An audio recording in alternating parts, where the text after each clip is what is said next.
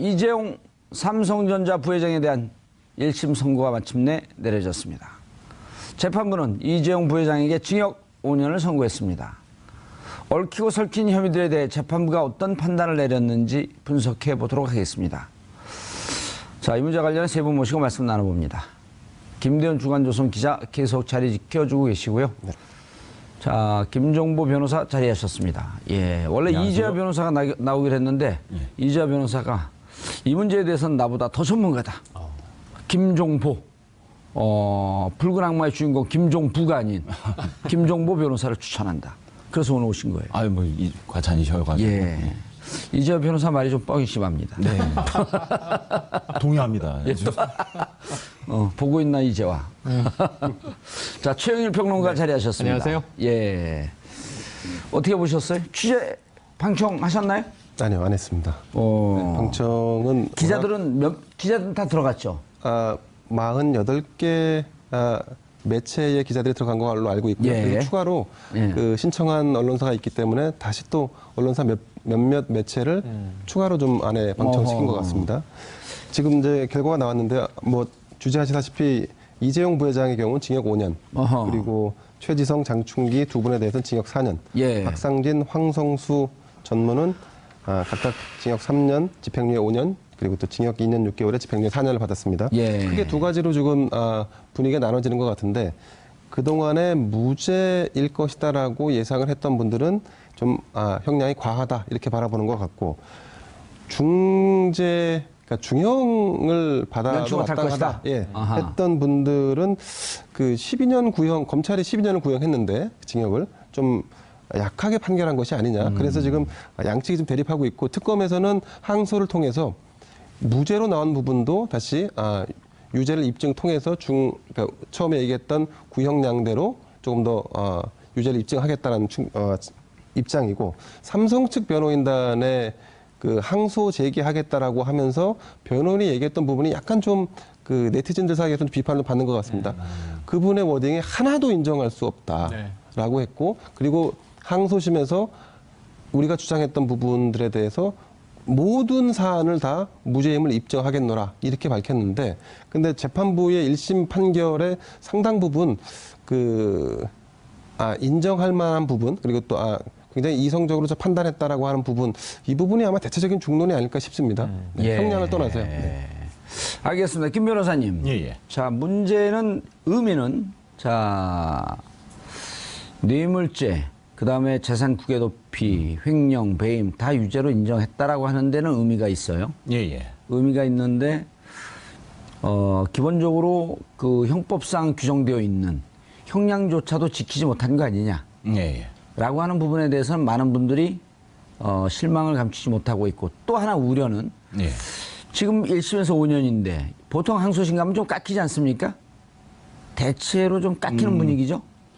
그럴 수도 있고 아닐 수도 그렇죠. 있고요. 근데 항소심 가서 3년이면 3년을 깎이면서 집행유예 5년 이런 프로세스로 가는 거 아니야? 라고 하는 두려움이 확 있는 거거든요. 어떻게 보셨어요? 오늘 그러니까 유죄를 인정한 부분과 형량 부분에 대해서 분석을 좀 해주시죠. 일단 뭐 한마디로 말씀드리면은 평가는 준엄하게 이루어졌으나 형량은 매우 미약하다. 아하. 이렇게 정리할 수 있을 것 같습니다. 멋진 말이에요. 평가는 준엄하나. 형량은 미약하다. 형량은 미약하다. 어떻게 보면 평가와 형량이 좀 불일치하는 경향이 있습니다. 지금 보신 저희 김대현 기자님께서 잘 말씀해 주셨지만 거의 모든 범죄 혐의에 대해서 유죄가 나왔고요. 특히 이제 제3자 뇌물 공여에 대해서만 그 재단 부분에 대해서는 거의 다 무죄가 나왔습니다. 그러니까 미르 K스포츠 재단에 뇌물을 준 것은 아니다. 그렇게 평가할 수는 없다. 그걸 주는 순간 그 뒤에 서 있는 재벌 기업들이 줄줄이 유죄가 나올 수 있는 상황을 염두에 둔 거 아닐까요? 그건 재판부께서 아마 신경 안 쓰셨을 것 같은데요. 글쎄요, 어떻게 봐야 될지 잘 모르겠습니다만 저는 이 부분에 대해서도 마찬가지로 저는 유죄다라고 생각을 합니다. 왜냐하면 미르재단이나 K스포츠 재단에 이렇게 강압에 의해서 돈을 줬기 때문에 그리고 돈을 주지 않으면 불이익을 얻을 수 있어서 이런 부분에 대해서는 좀 무죄다라고 판단하셨는데 예를 들어서 어떤 양심적 기업인이 대통령이 돈 내놓으라고 하는 거예요. 내가 재단 하나 만들 테니 거기다 돈 내놔라. 막 강압에 들어와서 누구는 줬지만 양심적 기업인은 안 줬어요. 그럼 엄청 불이익을 당했겠죠. 준 사람은 무죄예요. 안 준 사람은 핍박받고 이런 굉장히 잘못된 시그널이 되지 않겠습니까? 그렇게 그 비율을 드니까 딱 정확하게 이해가 되는데요. 따라서 이 재단 자체가 만약 창조혁신센터라든지 기타 관련 법령이나 공식적인 절차를 통해서 기업의 후원이나 이런 것들을 이끌어낼 수는 있겠죠, 정부가. 거기에 대해서는 뭐라고 하지 않습니다. 다만 완전 명백하게 드러난 바와 같이 미르재단과 K스포츠재단은 완전히 뭐 번개불에 콩 구워 먹듯이 행정부의 강압적인 절차에 의해서 뭐 하겠다라고 하는 것도 애매모호해 소리만 봐도. 그러니까요. 예. 그다음에 이제 다 널리 알려져 있지만 최순실 씨가 다 뒤에 있었습니다. 예. 여기도 뭐 부정할 수 없는 사실이고요. 이러한 사실을 삼성이 몰랐다? 저는 그렇게 보지 않고요. 따라서 이제 이런 미르재단과 K스포츠재단의 뇌물을 제공한 것, 제3자 뇌물 공여죄 부분에 대해서도 유죄로 인정돼야 할 것 같습니다. 이 부분에 대해서 아마 항소심에서 특검이 치열하게 다툴 것으로 예상되고. 예. 근데 아마 그게 생각보다 쉽지 않을 것 같은데 네. 만약에 이 부분을 말씀하신 대로 유죄로 인정했을 경우에는 약 59개, 한 60여 개 되는 회사들에 대해서도 다시 재수사를 해야 되는 상황에 직면하게 되는데 아마 그런 측면들을 법원 재판에서 좀 감안을 했을 것 같고 가만 안 했대잖아요. 아니, 감안을 안 할 경우에는 사건이 워낙 커지고 그것도 사건이 또 분산됩니다. 예. 그러니까 그런 부분들에 대해 감안하지 않았을까 싶고 다만 그 반대로 삼성에 대해서 기업들에 대해서는 처벌하지 않았을지 모르겠지만 그것을 받아서 유용하거나 그러니까 사익을 취한 형태로 최순실 혹은 뭐 박근혜 전 대통령 이쪽 부분에 대해서는 처벌을 할 수도 있지 않을까 하는 생각이 좀 듭니다. 그래서 그 재판 부분은 또 별개로 좀 두고 봐야 하지 않을까 싶은 생각이 듭니다. 아니 저는 이게 59개가 아니고 5,000개여도 잘못된 건 조사를 해야 되는 거죠. 아니 마을에 도둑이 많은데. 예, 그러니까 지금 말씀하신 게 많아서 귀찮아서 안 했을 리는 없지만 예. 너무 많은 기업인들에게 이 처벌을 가했을 때 사회적 파장을 고려하여 뭐 이럴 수는 있는데 전 기준이 명확해요. 총수가 독대한 기업만 하면 돼요. 왜냐하면 대기업이 59개가 냈지만 앞에 재계 서열을 우리가 얘기하잖아요. 정경련에서 삼성이 50%를 냅니다. 200억 이상을 냅니다. 예. 그럼 그 다음에 뭐 SK가 이제 100억을 냅니다. 딱딱 이렇게 쪼개서 내는 룰이 있잖아요. 예. 그럼 총수가 독대한 기업이 5개예요. 거기만 조사하면 되죠. 59개가 아니라 나머지는 회원이니까 지도부가 내면 따라서 낸다. 헌금한다. 예. 이런 개념으로 보고 저는 그래서 59개 다 조사할 필요는 없지만 이게 지금 그냥 면책할 사안은 절대 아니다. 알겠습니다. 왜냐하면요. 하나만 말씀드리면 이 K스포츠재단하고 미르재단은 예. 최순실이 실질적 회장이라는 게 드러나 있어요. 재단은 재단 이사장이 하는데 이사장이 있었죠. 명목상. 뭐 이제 마사지 센터 원장 맞죠? 마사지 센터 아닙니다. 뭐 이런 분도 기억나고 하시잖아요. 있었지만 그분들은 실권이 없었고 최순실을 회장이라고 불렀는데 예. 아니 K스포츠재단은요. 직원이 WK 직원하고 같이 해요. 그럼 같은 이게 회사지 무슨 이 간판만 재단이지 재단 아니잖아요. 예. 그럼 여기에 대해서 총수들이 모르고 200억, 100억 기업이요. 1억을 문화자금으로 이 협찬을 하려고 해도 엄청난 결제를 거칩니다. 그거 2달 걸려요. 네네. 두 달은 빠른 거예요. 6개월 정도 걸려요. 제가 그거 받아보려다 네. 결국 못 받았어요. 못 받습니다. 예. 그런데 이게 쾌척하듯이 수십억에서 수백억을 낸다? 이런 일을 벌였는데 이것은 뭔가 국가 정책에 부합하여 사회적인 기여를 위해서 재벌이 출연한 돈이다라고 하기에는 너무너무 미심쩍죠. 김 변호사님, 노파심으로 말씀을 듣다 보니까 별한간의 걱정이 또 하나 되는 게 예. 뇌물죄는 유죄, 제3자 뇌물죄는 무죄 하는 것이 박근혜 재판까지도 염두에 둔 포석이다 이런 느낌 확 들거든요. 뭐냐면 뇌물죄는 박근혜 대통령을 여기에 뇌물이 나왔으니까 공여자가 그다음에 그 뇌물을 받은 박근혜 유죄가 되기 위해서는 박근혜 대통령과 최순실의 공동지갑을 입증을 해야 되는데 이 입증이 녹록치가 않은 거거든요. 자, 뇌물죄는 최순실 뇌물죄. 자, 여기서 뇌물죄 요소 끝났어. 근데 박근혜 유죄를 걸 수 있는 거는 미르재단과 K스포츠재단 제3자 뇌물죄면 박근혜 대통령이 전 대통령이 바로 걸리는 거거든요. 네. 이걸 좀 손을 끊어놓은 거 아닌가? 아니, 죄송합니다. 정봉천 의원님께서 잘못 보고 계신 것 같고요. 잘못 보고 있는 거예요? 예. 죄송합니다. 지적을 지금 해주세요. 단순 뇌물죄가 인정됐고요. 예. 특히나 무죄 부분에서의 판결 설시가 예. 박근혜 대통령이 굉장히 치명적이라고 저는 그걸 생각합니다. 설명해 주세요. 예. 왜냐하면 단순 뇌물죄는 말 그대로 박 대통령이 직접 받았다는 거예요. 공모해서 받은 아, 그래서 공모해서 오히려 받았다. 단순 뇌물죄가 전액 인정됐기 때문에 박근혜 대통령이 이건- 빼박이가 됐다. 저는 그렇게 보고 있고요. 제3자 뇌물은 여기서 제3자는 영재센터와 미르재단 K스포츠재단입니다. 예. 근데 미르 K스포츠는 무죄 나왔지만 영재센터는 또 유죄가 나왔어요.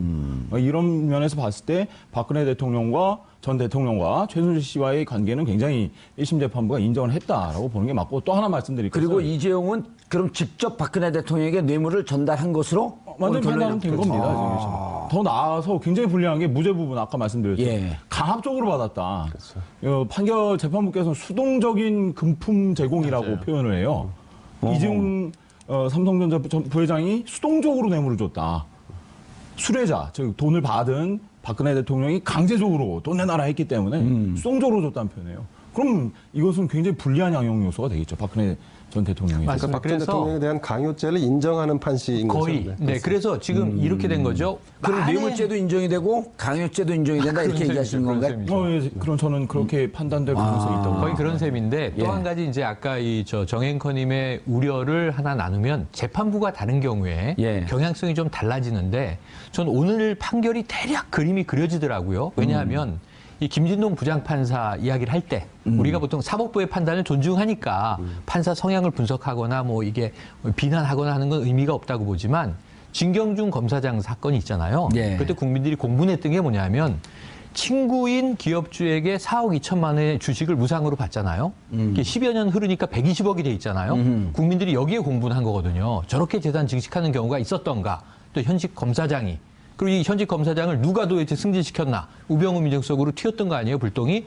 그런데 나머지가 이게 뇌물이 무죄가 된 게 아니라 진경준이 유죄를 받았기 때문에 해임되고 감옥에 갔는데 예. 그게 법인 차량 이용이라든가 소소한 가족들이 협찬받은 비용이 뇌물로 된 거고 이 4억 2천의 핵심적인 이 주식, 예. 주식 부분은 무죄를 했던 무죄를, 무혐의로 뇌물로 냈던 인정하지 않은 거거든요. 거죠. 그런 예. 면에서 재단은 무죄, 나머지는 유죄 이렇게 분리 선고하지 않을까 하는 예측들이 많이 있었어요. 그래서 제 주변에 통계적으로 베팅을 하지 않습니까? 예. 어떻게 판결될 것 같아?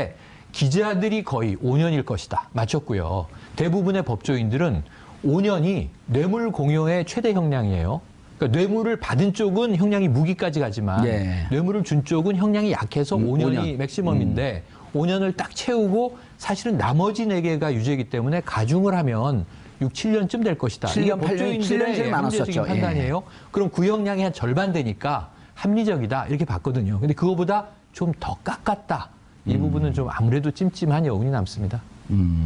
재판부께서 이렇게 말씀을 하셨어요. 판결 선고하면서. 이 사건은 정치 권력과 자본 권력의 부도덕한 밀착이 사건의 본질이다. 그렇죠. 특히 조금 더 읽어볼까요? 피고인들을 승마지원 관련된 뇌물로 약 73억 원, 피고인 이재용, 최지성, 장충기는 영재센터 지원 관련 뇌물로 약 16억 원을 제공하여 거액의 뇌물을 공여하였고 이를 위해 삼성전자의 자금을 횡령하였다. 횡령하게 대하여 현재까지 피해 변제가 이루어지지 않았다.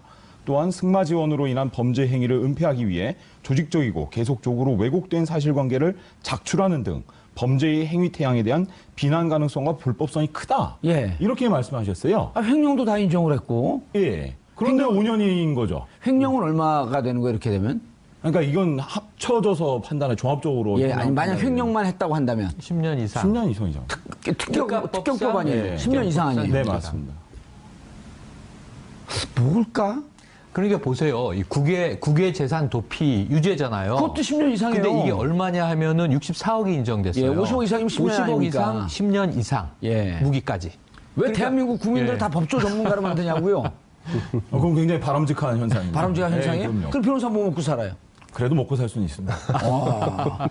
이자 변호사는 늘 먹고 살기 힘들다고 손 벌리던데. 더 이상 코멘트하기가 어렵습니다. 김대현 네. 변호사님 그럴 뻔했어요. 기자님. 네. 삼성 변호사들 네, 네. 정말 무죄로 확신했을까요? 변호사 입장에서 본다 그러면 무죄 확신을 갖고 이 사안을 대응하지 않았다면 제대로 된 대응이 되지 않겠죠. 그리고 변호사의 임무라는 게 입장이라는 것이 당연히 변호를 맡는 사람의 입장에서 사고하는 게 변론에는 최적화할 수 있는 그런 마인드셋이 아닐까 싶습니다. 김 변호사님, 마지막에 이제 삼성 측 변호사들의 전략. 태평양이면 대단한 그룹 아니에요? 법무법인? 그럼요. 대한민국 훌륭한 법인입니다. 2위 법인이죠. 거기까지는 제가 잘 모르겠습니다. 오늘 멘트를 좀 피하시는 경향이 있네요. 그럼 다음에 보기 힘듭니다. 이재호 변호사님 계속 나오시면 됩니다. 아니, 그런데 전략이 마지막에 모른다. 우리가 알아서 했다. 장충기 사장이 머리 숨기기. 이렇게 갔단 말이에요. 그렇죠. 이 전략이 안 통한 거죠. 그렇습니다. 처음부터 근데 중간중간에 전략이 좀 바뀌었어요. 네네. 좀 설명 좀 해주시죠. 맨 처음에 이제 가장 큰 전제는 승계 작업 자체가 없다는 거고요. 근데 이거는 어느 누가 봐도 납득하기 어려운 주장 아니겠습니까? 그렇죠. 그런데 캐비넷 서류까지 또 나왔어요. 나오고요. 그러니까 이제 삼성은 이미 이재용 부회장이 승계가 되었다. 그러니까 이미 탑으로 올라섰고 추가적인 승계 작업 이런 건 없다. 이렇게 주장을 했던 것으로 2015년 7월에 M&A 할 때 그 연기금 들어가고 엘리엇과 뭐 이런 등등 과정이 그냥 다 이루어졌는데 그게 무슨 승계냐? 그렇죠.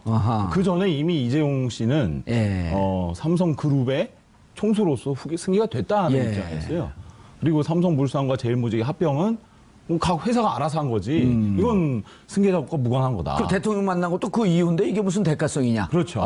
계속 그렇게 주장을 했었다가 나중에는 가사, 그런 승계 작업의 설사. 성격이 있었다. 설사 있었다 하더라도 이러한 작업 지휘는 모두 최지성 미전 실장님, 시장님께서 하셨기 때문에 이재용 부회장은 모른다. 이렇게 좀 전략을 아주 재밌어요. 그 대목이.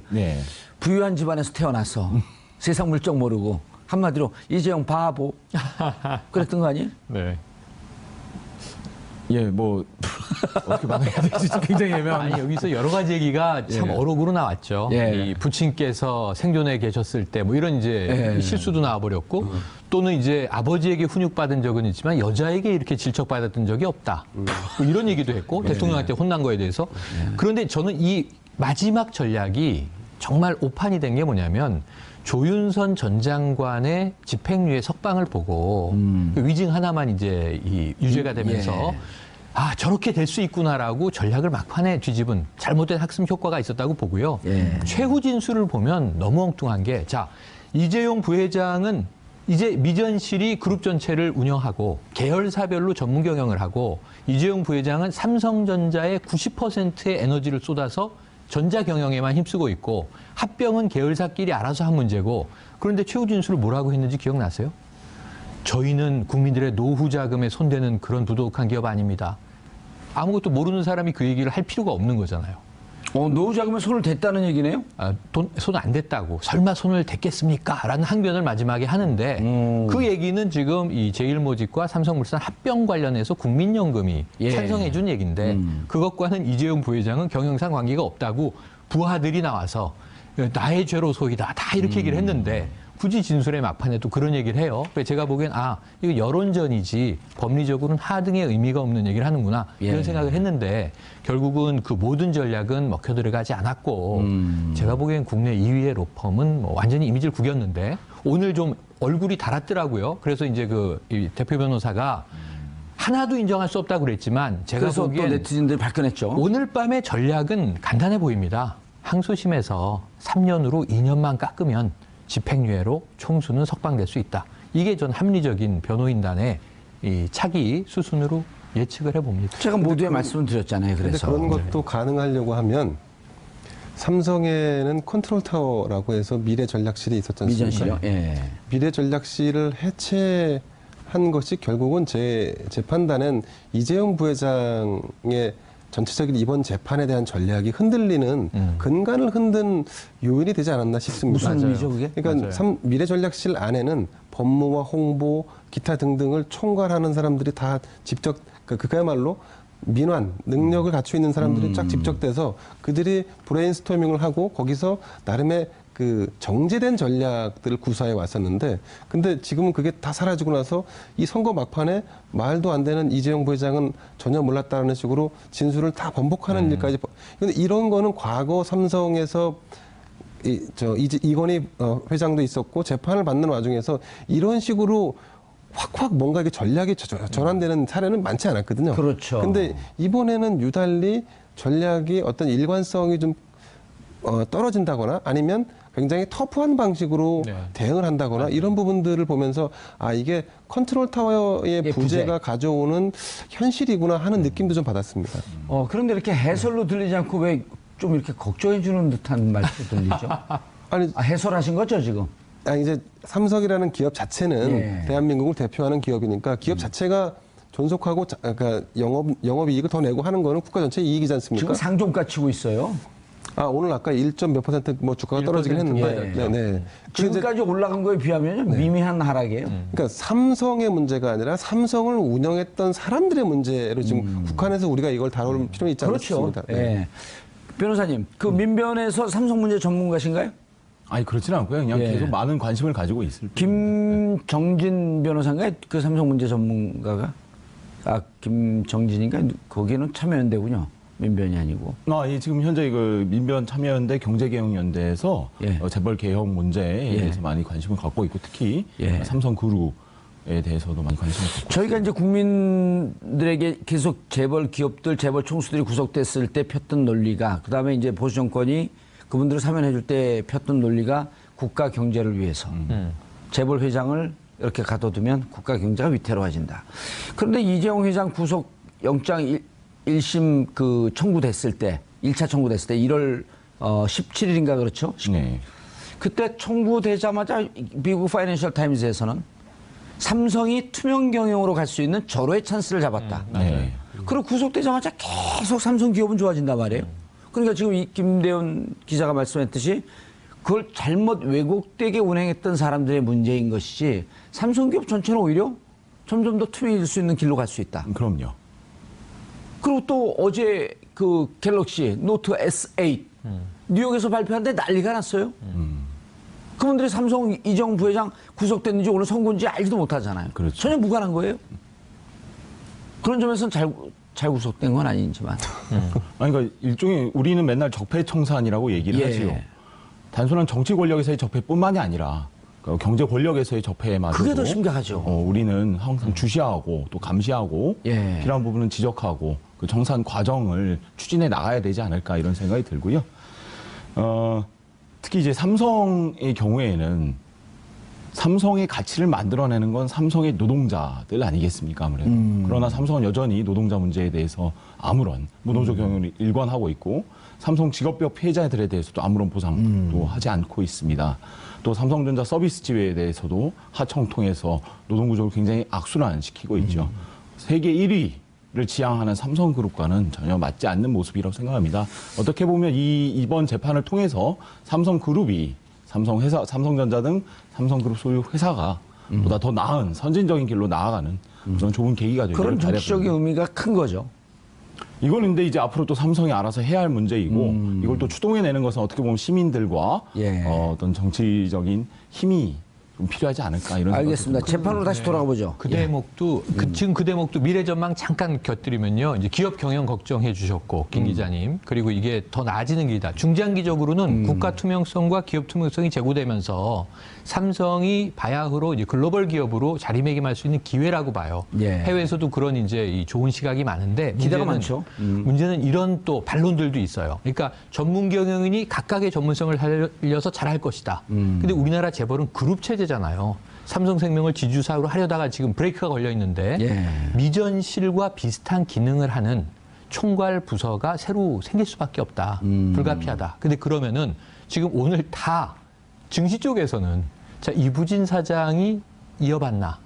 지금 관심이 급부상하고 있거든요. 구속될 때 삼성 내부 사정이 네. 그 이재용은 이미 버린 카드, 이부진 카드가 그렇죠. 뜨고 있다. 지금 이게 항소심뿐 아니라 대법원 최종 3심 판결까지 나려면 2년 이상 걸릴 겁니다. 그리고 5년은 최소한 구속돼 있어야 됩니다. 그러니까 이게 모범수로 복역하고 일찍 가석방된다고 해도 4년은 있어야 돼요.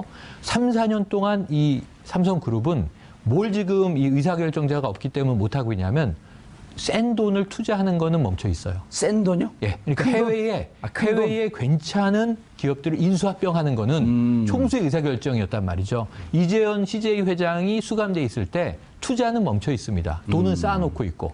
그러니까 이런 부분에 있어서는 전문 경영인이 할 수 없는 영역이 있거든요. 아하. 총수를 복원하기 위한 노력을 할 것인데 우리나라는 핏줄과 가문이잖아요. 그러니까 이 씨 일가 중에 누군가 이재용 부회장의 공백을 메꿀 가능성이 높다. 요거까지 전망을 해봐야 되는데 그러면은 도루묵이 되잖아요. 그렇죠. 거기에 대해서 우리 사회가 어떻게 삼성에 참여할 것인가인데 거버넌스 위원회 결국은 주주들이 움직일 수밖에 없다. 왜냐하면 그 자본시장의 논리는 정치 권력이 뭐 문재인 대통령이 삼성 이 경영구조 이렇게 개편을 할 수 없는 거잖아요. 제일 중요한 건 노조를 먼저 만들어야 되는 겁니다. 중요합니다. 그런 대목들이 개선돼야 된다고 봅니다. 알겠습니다. 다시 재판으로 돌아가 보죠. 예.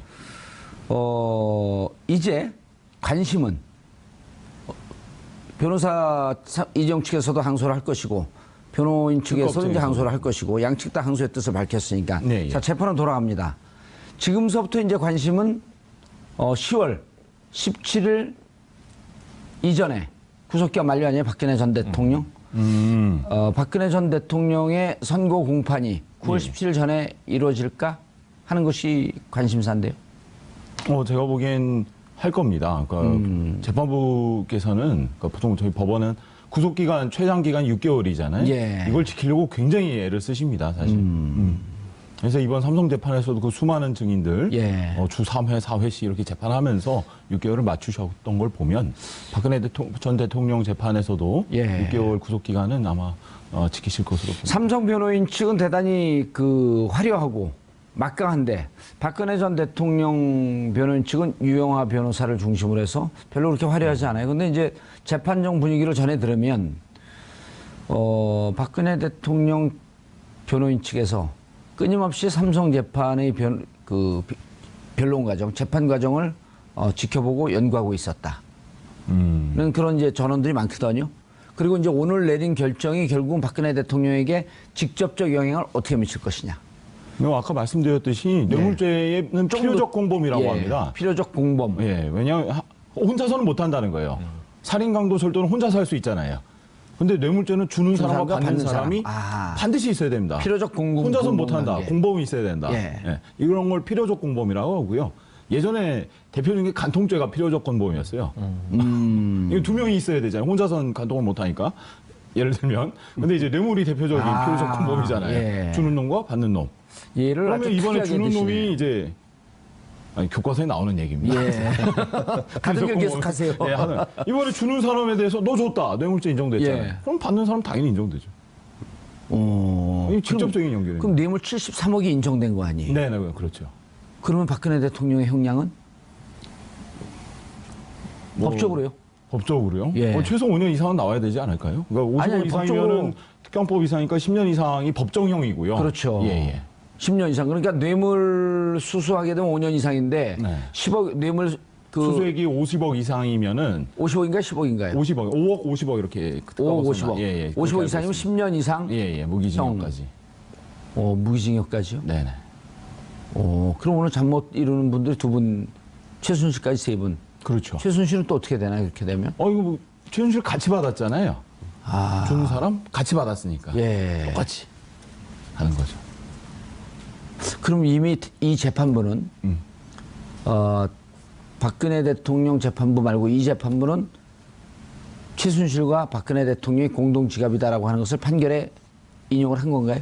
그러니까 명시적인 편견은 없는데 그냥 줬다고 그냥 딱. 근데 오늘 그 대목이 중요한 건데 그동안은 경제 공동체라고 얘기했고 같은 지갑이라고 얘기했죠. 법적으로 경제 공동체는 존재하지 않습니다 하고 특검보가 나와서 경제적 이익을 공유했다 이렇게 또 표현을 해요. 근데 같은 얘기입니다. 표현만 다르지. 근데 오늘은 전 획기적이라고 봐요. 그 대목이. 뭐냐면 박 전 대통령과 최순실은 이 음모의 공범이에요. 대기업으로부터 돈을 받아내기 위해서 예. 두 명의 역할이 나눠져 있었고 조직적으로 예. 둘이 서로 플레이를 하지 않으면 돈이 굴러 들어올 수 없는 메커니즘이라고 설명을 하는 걸로 충분히 이해가 돼요. 왜냐하면 박 전 대통령은 정치 권력을 가지고 실질력의 대통령으로 강압을 했고 적극적인 압박을 했습니다. 거기에 수동적으로 뇌물을 이제 공유한 게 삼성이 된 거예요. 요 사건에선. 근데 그 돈은 다 어디로 갔냐면 주로 73억 플러스 동계 스포츠 연계센터 16억. 요게 뇌물이거든요. 그러니까 이게 89억이거든요. 근데 요 금액이 전체적으로 다 최순실에게 꽂힌 금액만 계산한 거예요.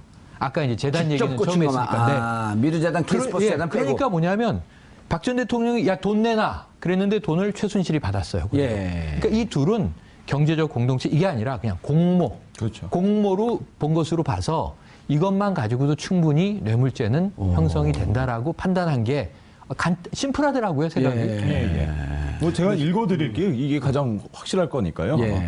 대통령은 그러니까 박근혜 전 대통령이죠. 대통령은 최서원과 오래전부터 개인적인 친분 관계를 맺어왔고 대통령 취임 이후에는 국정 운영에 있어서도 최서원의 관여를 수긍하고 그의 의견을 반영하는 관계에 있었던 점.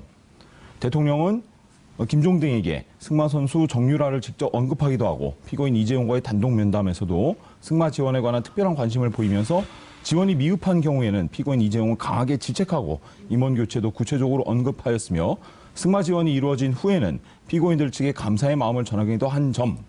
대통령이 최서원으로부터 삼성의 승마 지원 진행 상황을 계속적으로 전달받아 온 것으로 보이는 점. 대통령이 최서원의 독일 생활이나 승마 지원과 관련된 주변인들의 인사를 직접 챙기기도 한 점 등을 종합하면 대통령과 최서원의 공모 관계가 인정된다. 이렇게 공모 관계는 인정된다. 아니, 뭐 경제적 공동체 이런 문제는 아니거든요. 예. 아마 이제 그 시청자분들은 이제 그 점에 관심이 있을 겁니다. 이 재판 결과가 박근혜 전 대통령에게 어느 정도 영향을 줄 것이냐, 굉장히 큰 영향을 줄 겁니다. 그리고 그러면 얼마의 형량이 과연 나올 수 있느냐? 그걸 제가 물었어요. 근데 이제 제가 얼마의 형량이 나올지 우리가 지금 예단할 수는 없지만 한 가지 우리가 살펴볼 여지가 있는데 지금 이재용 부회장의 경우에는 감형을 고려할 만한 사안들이 있었습니다. 예를 들면 강요에 의해서 어쩔 수 없이 수동적으로 뇌물을 줄 수밖에 없었다라는 부분들이 감형의 사유가 있었다. 그렇습니다. 근데 지금 박근혜 전 대통령과 최순실 씨의 경우에는 감형을 고려할 사유가 거의 없어 보입니다. 게다가 모든 혐의를 다 부인 부정하고 있기 때문에 오히려 그 괘씸죄가 오히려 적용되면 적용됐지 감형의 사유는 제가 볼 때 많지 않아 보입니다. 근데 괘씸죄가 적용할 수 없는 게 무기의 괘씸죄는 없어요. 이제 무기 위에. 말씀을 드리자면 그렇다는 거죠. 아니 박근혜 전 대통령을 좀 비호하고 변호한 듯한 말씀을 이제까지 하신 거로 제가 착각해서 착각을 했네요. 죄송합니다. 지금까지 김대현 변호사에 대한 오해, 편견, 김대현 기자에 대한 오해, 편견을 가졌으면 제가 사과하고 하야하겠습니다. 저는 뭐 그냥 있는 그대로 항상 말씀을 드렸지. 뭐 이거 중요한 포인트거든요. 감형의 사유가 보이지 않는다. 그렇죠. 오히려 가정하면 가중 요소가 되겠죠. 아니 보통 우리 시청자나 국민분들이 예를 들어 갖고 최고 형량이 10년인데 왜 5년이 나왔지? 이런 거 궁금해하거든요. 그 깎아줄 수 있는 거 아니에요? 판사의 재량으로. 그러지 않나요? 그렇습니다. 예. 그런데 제가 그러면 근데 그럴 때는 감형의 사유가 분명해야 되잖아요. 그렇죠. 이러이러한 사유로 5년에 처한다. 그 양형 이유가 아까 나옵니다. 아까 말씀드렸듯이 이 사건은 정치 권력과 자본 권력의 부도덕한 밀착이 사건의 본질이라고 하면서도 수동적 뇌물 제공 경위, 명시적이고 개별적 청탁 및 부당한 결과의 부존재, 승계 작업과 무관한 지배구조 개편의 필요성 등은 피고인들에게 유리한 양형 요소이다라고 판단하셨어요. 근데 저는 진짜 좀 여기서 의문을 갖는 것이 이 삼성물산과 제일모직이 합병하고 그 앞에 수많은 에버랜드부터 시작을 하죠. 이런 일련의 과정들, 이 모두 다 승계 작업이고, 이와 무관한 회사들만을 위한 사정이 있었다고 보신 거예요. 저는 이게 뭘까? 좀 이해가 안 됩니다, 사실. 이게 왜 유리한 양형 요소가 될지. 그래, 저도 이렇게 들어보는데 한 번도 안 봤거든요, 저는. 근데 얼핏 들을 때 전혀 이해가 잘 안 돼요. 자세한 거는 판결문은 좀 봐야겠습니다만. 예. 근데 판결문을 얼핏 들으면 이해할 수 있는 사람이 많지 않습니다. 저는 그 얼핏 들을 때 더 잘 이해를 하거든요. 아, 그렇습니까? 근데 얼핏 들었는데 이해가 잘 안 돼요. 예. 집중적으로 들으면 더 헷갈려요. 용어들이 헷갈려갖고. 더 집중하셔야 됩니다. 최현 평론가님, 네.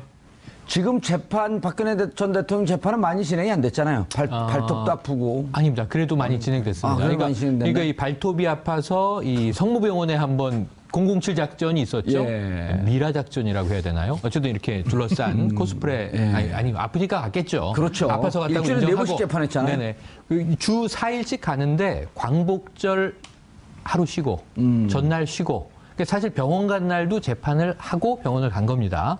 그리고 아프다고 이제 재판 진행되다 한번 정회되고 예. 이런 걸 합치면 지금 전체 속도에서 봐서 결근했다, 결석했다 이렇게 표현하면 많이 빠지진 않았어요. 그래서 지금 재판부가 10월 16일을 목표로 달리고 있는데 예. 제가 보기에는 거기서 한 2, 3일이 빠져도 전체 재판 진행 속도에는 큰 무리가 없을 정도로 보입니다. 알겠습니다. 자, 이제 본격적으로 재판 박근혜 전 대통령 재판에 집중하는데 간단하게 10초만. 자, 요 사이에 우병우 전 수석에 대한 수사를 중앙지검에서 전격적으로 네. 지금까지 하고 있었는데 전격적으로 속력을 붙일 것 같다라고 하는 관측도 있는데요. 어떻게 보세요? 그건 청와대- 중앙지검에서 해야 할 문제라고 그걸 생각합니다. 분석하라고 나온 거예요. 사전에 고지가 없어서 지금 말씀드리는 겁니다. 예, 왜냐하면 청와대 캐비넷 문건 꽤 나왔기 때문에 거기에서 피할 수 없는 거 아니냐? 지금 재판부가 지휘를 하고 있죠. 오히려 윤모 전 과장에 대해서 이 법정에서 즉시 압수수색하라 해서 증거도 찾게 하고 예. 검찰이 좀 그동안 미흡하게 대응했던 것들을 재판부가 수사 지휘를 해서 채워나가는 형국이에요.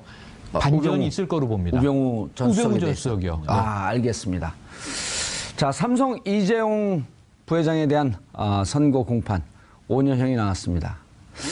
많은 법조인들이 생각보다 그렇게 높은 형량이 아니라고 판단하고 있습니다. 항소심에서 좀 더 따져봐야 되겠지만 이제 국민들의 관심은 박근혜 전 대통령의 재판 10월 17일 이전에 내려질 것으로 보입니다. 관심은 이동하고 있습니다. 저희는 월요일서부터 좀 더 새로운 모습으로 다시 찾아뵙겠습니다. 보다 역동적이고 보다 입체적인 모습으로 시청자분들의 이해를 돕기 위해서 최선의 노력을 다하겠습니다. 변신된 모습, 변화된 모습으로 월요일 날 여러분들 다시 찾아뵙겠습니다. 8월 25일 금요일 정봉주 품격시대 마치겠습니다. 감사합니다. 여기에 뇌물이 나왔으니까 공여자가 그다음에 그 뇌물을 받은 박근혜 유죄가 되기 위해서는 박근혜 대통령과 최순실의 공동지갑을 입증을 해야 되는데 이 입증이 녹록치가 않은 거거든요. 자, 뇌물죄는 최순실 뇌물죄. 자, 여기서 뇌물죄 요소 끝났어. 근데 박근혜 유죄를 걸 수 있는 거는 미르재단과 K스포츠재단 제3자 뇌물죄면 박근혜 대통령이 전 대통령이 바로 걸리는 거거든요. 네. 이걸 좀 선을 끊어놓은 거 아닌가? 아니, 죄송합니다. 정봉주 전 의원님께서 잘못 보고 계신 것 같고요. 잘못 보고 있는 거예요? 예. 죄송합니다. 지적을 지금 해주세요. 단순 뇌물죄가 인정됐고요. 예. 특히나 무죄 부분에서의 판결 설시가 예. 박근혜 대통령에게 굉장히 치명적이라고 저는 그걸 생각합니다. 설명해 주세요. 예. 왜냐하면 단순 뇌물죄는 말 그대로 박 대통령이 직접 받았다는 거예요. 공모해서 받은 그래서 공무원에서 오히려 받았다. 단순 뇌물죄가 전액 인정됐기 때문에 박근혜 대통령이 이건- 빼박이가 됐다. 저는 그렇게 보고 있고요. 제3자 뇌물은 여기서 제3자는 영재센터와 미르재단 K스포츠재단입니다. 예. 근데 미르 K스포츠는 무죄 나왔지만 영재센터는 또 유죄가 나왔어요. 이런 면에서 봤을 때 박근혜 대통령과 전 대통령과 최순실 씨와의 관계는 굉장히 1심 재판부가 인정을 했다라고 보는 게 맞고 또 하나 말씀드릴 것은 그리고 이재용은 그럼 직접 박근혜 대통령에게 뇌물을 전달한 것으로 완전 오늘 판단은 된 결론이 겁니다. 났죠. 지금. 더 나아서 굉장히 불리한 게 무죄 부분 아까 말씀드렸죠. 예. 강압적으로 받았다. 판결 재판부께서는 수동적인 금품 제공이라고 표현을 해요. 이재용 삼성전자 부회장이 수동적으로 뇌물을 줬다. 수뢰자, 즉 돈을 받은 박근혜 대통령이 강제적으로 돈 내놔라 했기 때문에 수동적으로 줬다는 표현이에요. 그럼 이것은 굉장히 불리한 양형 요소가 되겠죠. 박근혜 전 대통령이. 맞습니다. 그러니까 박 전 그래서 대통령에 대한 강요죄를 인정하는 판시인 거의. 거죠. 네, 그래서 지금 이렇게 된 거죠. 그럼 만에- 뇌물죄도 인정이 되고 강요죄도 인정이 된다 이렇게 그런 얘기하시는 셈이죠, 건가요? 그런 셈이죠. 예, 그럼 저는 그렇게 판단될 가능성이 있다고. 거의 그런 셈인데 또 예. 한 가지 이제 아까 정앵커님의 우려를 하나 나누면 재판부가 다른 경우에 예. 경향성이 좀 달라지는데 전 오늘 판결이 대략 그림이 그려지더라고요. 왜냐하면 이 김진동 부장판사 이야기를 할 때 우리가 보통 사법부의 판단을 존중하니까 판사 성향을 분석하거나 뭐 이게 비난하거나 하는 건 의미가 없다고 보지만 또 잘못된 건 조사를 해야 되는 거죠. 아니 마을에 도둑이 많은데 예, 그러니까 지금 말씀하신 게 많아서 귀찮아서 안 했을 리는 없지만 예. 너무 많은 기업인들에게 이 처벌을 가했을 때 사회적 파장을 고려하여 뭐 이럴 수는 있는데 전 기준이 명확해요. 총수가 독대한 기업만 하면 돼요. 왜냐하면 대기업이 59개가 냈지만 앞에 재계 서열을 우리가 얘기하잖아요. 정경련에서 삼성이 50%를 냅니다. 200억 이상을 냅니다. 예. 그럼 그 다음에 뭐 SK가 이제 100억을 냅니다. 딱딱 이렇게 쪼개서 내는 룰이 있잖아요. 예. 그럼 총수가 독대한 기업이 5개예요. 거기만 조사하면 되죠. 59개가 아니라 나머지는 회원이니까 지도부가 내면 따라서 낸다. 헌금한다. 예. 이런 개념으로 보고 저는 그래서 59개 다 조사할 필요는 없지만 이게 지금 그냥 면책할 사안은 절대 아니다. 알겠습니다. 왜냐하면요. 하나만 말씀드리면 이 K스포츠재단하고 미르재단은 예. 최순실이 실질적 회장이라는 게 드러나 있어요. 재단은 재단 이사장이 하는데 이사장이 있었죠. 명목상. 뭐 이제 마사지 센터 원장 맞죠? 마사지 센터 아닙니다. 뭐 이런 분도 기억나고 하시잖아요. 있었지만 그분들은 실권이 없었고 최순실을 회장이라고 불렀는데 예. 아니 K스포츠 재단은요. 직원이 WK 직원하고 같이 해요. 그럼 같은 이게 회사지 무슨 이 간판만 재단이지 재단 아니잖아요. 예. 그럼 여기에 대해서 총수들이 모르고 200억, 100억 기업이요. 1억을 문화자금으로 이 협찬을 하려고 해도 엄청난 결제를 거칩니다. 그거 2달 걸려요. 네네. 두 달은 빠른 거예요. 6개월 정도 걸려요. 제가 그거 받아보려다 네. 결국 못 받았어요. 못 받습니다. 예. 그런데 이게 쾌척하듯이 수십억에서 수백억을 낸다? 이런 일을 벌였는데 이것은 뭔가 국가정책에 부합하여 사회적인 기여를 위해서 재벌이 출연한 돈이다라고 하기에는 너무너무 미심쩍죠. 김 변호사님, 노파심으로 말씀을 듣다 보니까 별한간의 걱정이 또 하나 되는 게 예. 뇌물죄는 유죄, 제3자 뇌물죄는 무죄 하는 것이 박근혜 재판까지도 염두에 둔 포석이다 이런 느낌 확 들거든요. 뭐냐면 뇌물죄는 박근혜 대통령을 면서 변호인이 얘기했던 부분이 약간 좀 그 네티즌들 사이에서 비판을 받는 것 같습니다. 그분의 워딩이 하나도 인정할 수 없다라고 했고 그리고 항소심에서 우리가 주장했던 부분들에 대해서 모든 사안을 다 무죄임을 입증하겠노라 이렇게 밝혔는데 근데 재판부의 1심 판결의 상당 부분 인정할 만한 부분 그리고 또 굉장히 이성적으로 판단했다라고 하는 부분 이 부분이 아마 대체적인 중론이 아닐까 싶습니다. 네, 예. 형량을 떠나서요. 네. 알겠습니다. 김 변호사님. 예. 자, 문제는 의미는 뇌물죄 그다음에 재산 국외 도피, 횡령, 배임 다 유죄로 인정했다라고 하는 데는 의미가 있어요. 예. 의미가 있는데 기본적으로 그 형법상 규정되어 있는 형량조차도 지키지 못한 거 아니냐. 예. 라고 하는 부분에 대해서는 많은 분들이 실망을 감추지 못하고 있고 또 하나 우려는 예. 지금 1심에서 5년인데 보통 항소심 가면 좀 깎이지 않습니까? 대체로 좀 깎이는 분위기죠. 그럴 수도 있고 아닐 수도 그렇죠. 있고요. 예. 근데 항소심 가서 3년이면 3년으로 깎이면서 집행유예 5년 이런 프로세스로 가는 거 아니야? 라고 하는 두려움이 확 있는 거거든요.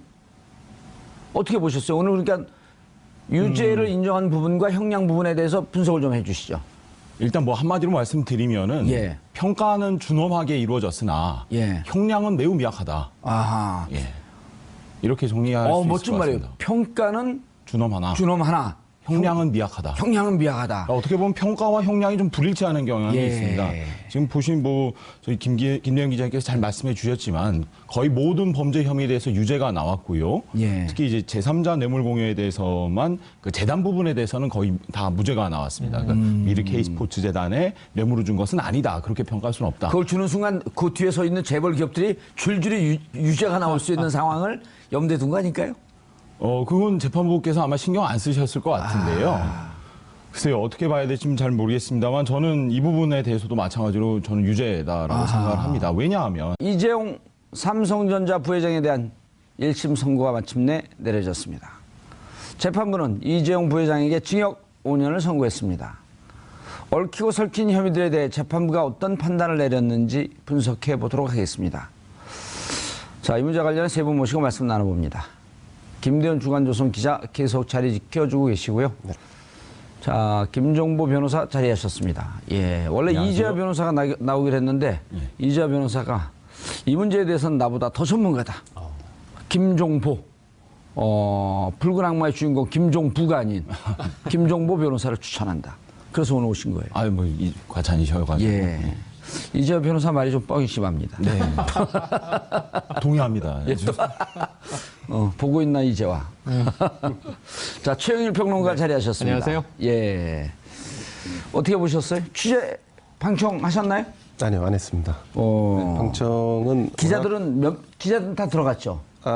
48개 매체의 기자들이 들어간 걸로 알고 있고요. 예. 그리고 추가로 그 신청한 언론사가 있기 때문에 다시 또 언론사 몇몇 매체를 추가로 좀 안에 방청시킨 것 같습니다. 지금 이제 결과가 나왔는데 뭐 주재하시다시피 이재용 부회장의 경우는 징역 5년, 어허. 그리고 최지성, 장충기 두 분에 대해서는 징역 4년, 예. 박상진, 황성수 전무는 각각 징역 3년, 집행유예 5년, 그리고 또 징역 2년 6개월에 집행유예 4년을 받았습니다. 예. 크게 두 가지로 지금 분위기가 나눠지는 것 같은데 그동안에 무죄일 것이다라고 예상을 했던 분들은 좀 형량이 과하다 이렇게 바라보는 것 같고 그러니까 중형을 받아도 면추가 탈 마땅하다 것이다. 아하. 했던 분들은 그 12년 구형 검찰이 12년을 구형했는데 징역을 좀 약하게 판결한 것이 아니냐. 그래서 지금 양측이 좀 대립하고 있고 특검에서는 항소를 통해서 무죄로 나온 부분도 다시 유죄를 입증 통해서 그러니까 처음에 얘기했던 구형량대로 조금 더 유죄를 입증하겠다는 입장이고 삼성 측 변호인단의 그 항소 제기하겠다라고 한 미르재단이나 K스포츠재단에 이렇게 가압에 의해서 돈을 줬기 때문에 그리고 돈을 주지 않으면 불이익을 얻을 수 있어서 이런 부분에 대해서는 좀 무죄다라고 판단하셨는데 예를 들어서 어떤 양심적 기업인이 대통령이 돈 내놓으라고 하는 거예요. 내가 재단 하나 만들 테니 거기다 돈 내놔라. 막 가압에 들어와서 누구는 줬지만 양심적 기업인은 안 줬어요. 예. 그럼 엄청 불이익을 당했겠죠. 준 사람은 무죄예요. 안 준 사람은 핍박받고 이런 굉장히 잘못된 시그널이 되지 않겠습니까?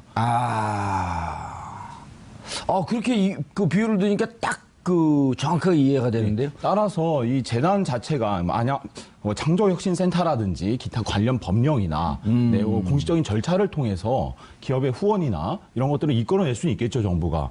거기에 대해서는 뭐라고 하지 않습니다.